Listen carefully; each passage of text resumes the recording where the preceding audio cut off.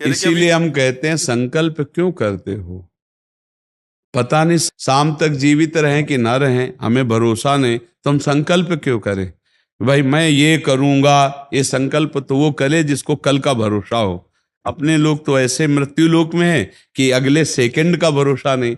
तो ऐसी प्रार्थना करनी चाहिए कि हे प्रभु, यदि आपने मुझे जीवन दिया, सामर्थ्य दिया, समय दिया, तो ऐसी हमारी भावना बन रही कि हम 108 परिक्रमा कर लेंगे।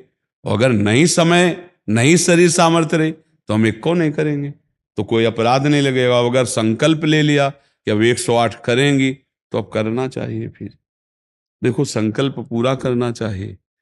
तो अभी इस जान तो शरीर में है ही, तो संकल्प के लिए फिर उसी कार्य में लगा जाता है। पर हम सबसे प्रार्थना करते हैं संकल्प ना लिया जाए। कभी कोई अगर नियम लेने की बात हो तो ये जरूर छूट दे दे कि हे प्रभु, यदि हमारा स्वास्थ्य ठीक रहा, हमारा जीवन रहा, तो हम आपके ऐसा कर लेंगे। और अगर नहीं रहा तो आपने कोई संकल्प किया नहीं, तो पाप नहीं लगेगा। ऐसे थोड़ा अपराध बनने की होती है कि 108 की। पर जी वो तब होता है जैसे कोई डील करते हैं ना, गोवर्धन महाराज मेरे पुत्र का नौकरी लग जाए, मैं 100 परिक्रमा करूंगी, तब जाके थोड़ा सा ऐसा ज्यादातर होता होगा। हाँ ऐसे पर भक्ति मिले ऐसा हाँ, तो कम ही होता है। हाँ तो करना चाहिए, फिर हमें लगता है करना चाहिए। पर अगर समय के पधार गया तो फिर कैसे कर पाएगा? मृत्यु लोक है और मरण धर्मा शरीर है, तो मुझे तो भरोसा 1 मिनट का नहीं है अपने शरीर का कि 1 मिनट ही अगला जिएगा कि नहीं जिएगा। इसीलिए संकल्प विकल्प करने का अधिकार ही नहीं है। पता नहीं शाम तक जिएंगे क्यों भाई? पक्का है किसी को? अब पता नहीं शाम तक जिएंगे कि नहीं, तो हम क्या संकल्प करें? हमें तो यही कि प्रभु जैसे चलावे वैसे चल रहे।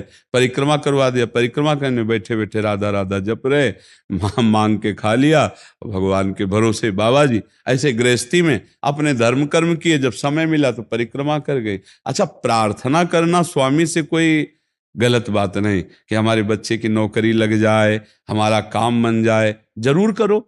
भगवान से नहीं करोगे तो किससे करोगे? करना चाहिए। पर ये करके कि हमारी कामना पूर्ण कर दो, हम इतना करेंगे, फिर बंधन हो जाएगा। हम इतना क्यों करें? तुम्हारी परिक्रमा करेंगे तो हमारा काम पूर्ण। स्वार्थी हो क्या? हमारे पिता हो, हमारे स्वामी हो, हमारी जरूरत है, मांग रहे कि प्रभु हमें एक संतान दे दो, हम आपको कुछ करेंगे। ये हम में बस नहीं, हमारे पास तो जो कुछ दिया हुआ सब आपका है नाथ। स्वाभाविक 108 परिक्रमा लग जाए, कोई बात नहीं। संकल्प मत करो, मांग जरूर लो, तुम्हें मांगना है। और छूट दे दो कि प्रभु यदि उचित हो तो ऐसा करना, अगर उचित ना हो तो प्रभु लाख बार मांगो तो भी पूरा मत करना।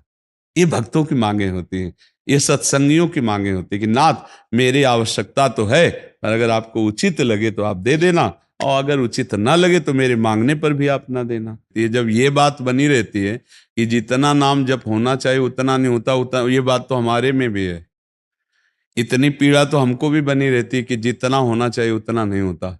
इतनी पीड़ा हम अपने गुरुदेव भगवान में भी देखी। एक दिन उन्होंने कहा क्या बताएं, जीवन निकल गया, छक के नाम जपने को नहीं हुआ, रात दिन मंत्र में नाम में लगे गए, रात दिन 10 वर्ष समीप रह के सेवा में रहे। तो देख, बोले क्या बताऊं, पूरी जिंदगी निकल गई, छक के नाम जपले को नहीं मिला। तो भगवत भजन करने वाले में भजन की इतनी भूख बढ़ जाती है कि रात दिन भजन करने पर भी उसको ऐसा अनुभव होता है कि जैसा होना चाहिए वैसा। यही अखंड भजन बनाता है, यही अखंड। पर इस अखंड भजन होते हुए भी रोना आएगा कि प्रभु मुझे भजन करने की रुचि दे दो। यही भजन, असली भजन का ही फल है।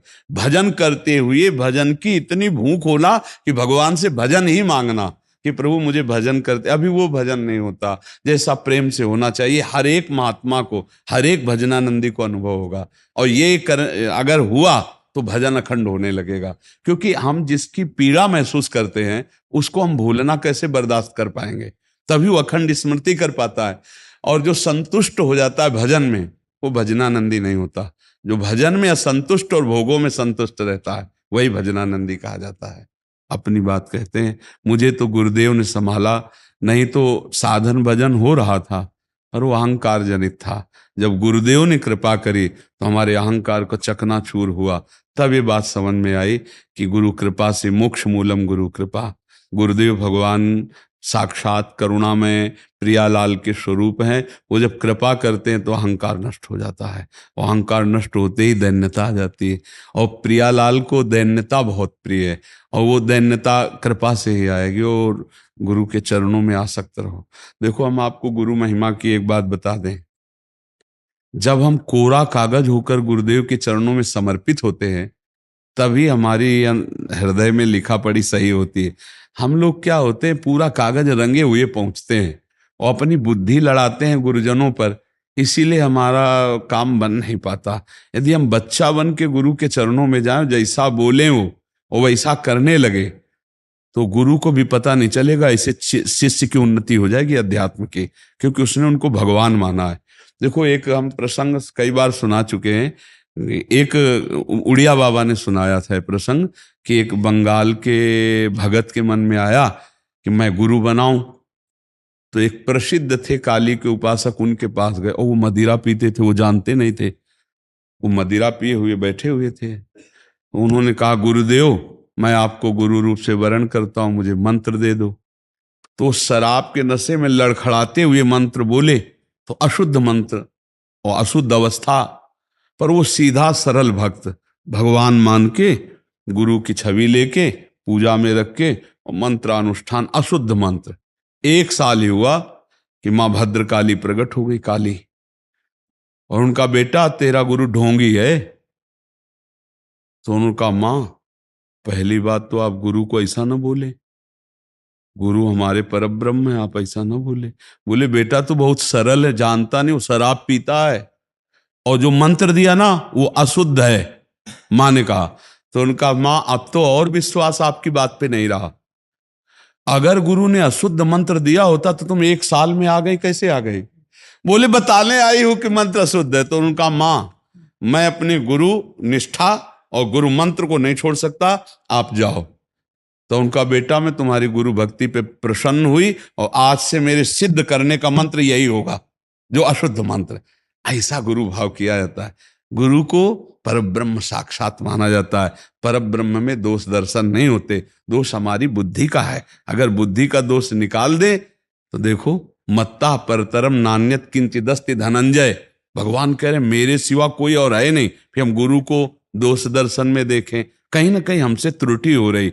हमें घोर पापी में भी भगवान देखना है, तो गुरु में भगवान देखने में क्या बात है? विचार करके देखिए, जब हम गुरु में भगवान देखते हैं तो अपना समर्पण करते हैं, और जब वो हमारे साथ उल्टा व्यवहार करते हैं और हम सह जाते हैं तो हमारा अहंकार नष्ट हो जाता है। वहीं वहीं रहकर उसको चोट पहुंचने दो अहंकार को, और अहंकार जब मिटिया मिट हो गया, तब कृपा उदय हुई, तब समझ में आया को हो साक्षात परब्रह्म गुरुदेव हैं। गुरुर् ब्रह्मा गुरुर् विष्णु गुरुर्देव महेश्वरा, गुरु साक्षात परब्रह्म तस्मै श्री गुरु। गुरु में भगवान बुद्धि करना बहुत कठिन बात है, सबसे कठिन बात विश्व में, समझ लो। गुरु में परब्रह्म बुद्धि करना, और गुरु में परब्रह्म बुद्धि नहीं तो कुछ भी कर ले, अहंकार नष्ट नहीं होगा। यह खुली बात कह रहे, गुरु ही एक वो खिलाड़ी है जो हमारे अहंकार को मिटिया मेट कर दे सकते हैं, दूसरा नहीं, दूसरा नहीं। इसीलिए ध्यान मूलम गुरु मूर्ति, पूजा मूलम गुरु पदम, मंत्र मूलम गुरु वाक्य, मोक्ष मूलम।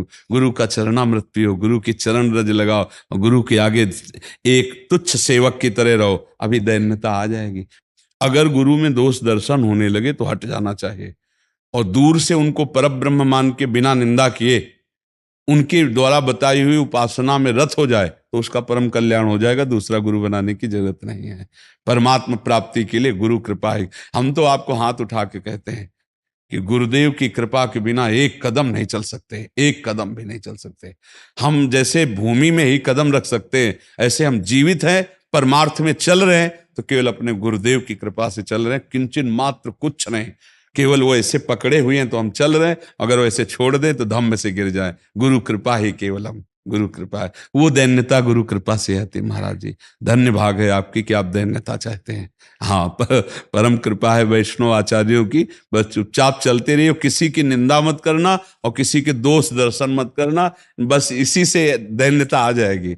और दैन्यता में रोना आता है, जैसे अब आपका है ना, दैन्यता में रोना आता है कि मुझ जैसे अधम पर इतनी कृपा श्री कृष्ण की, महाप्रभु की, गुरु की, तो वो हृदय निर्मल होता चला जाता है। जब रुदन होता है ना प्रभु के, उसमें इससे ज्यादा और किसी तीर्थ में नहीं पवित्रता है जितनी रुदन में पवित्रता है। हाँ, रुदु सुश्रम राजन कृष्ण दर्शन लालसा, जब अपने प्यारे प्रभु के लिए रोना आता है तो हृदय निर्मल, तार तार निर्मल हो जाता है। और कबीर दास जी कहते हैं कि बिन रोए किन पाइया प्रेम प्यारा मीत, कबीरा हंसना छोड़ दे रोने से कर प्रीत, बिन रोए किन पाइया प्रेम प्यारा मीत।